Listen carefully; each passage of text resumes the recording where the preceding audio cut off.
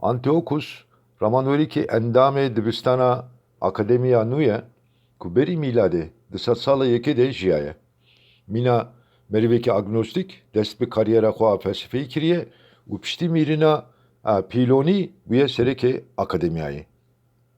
Pişti ku buye sereke akademiyayı de akademiyayı de henek guertinan kiriye u sistema felsefeya akademiyayı liser himi Platon Parisi dibistana razlar u stoa Parisi ava kiriye. Lebele meriv dikarebi bije ku paramazın a stoa Parisiye bu.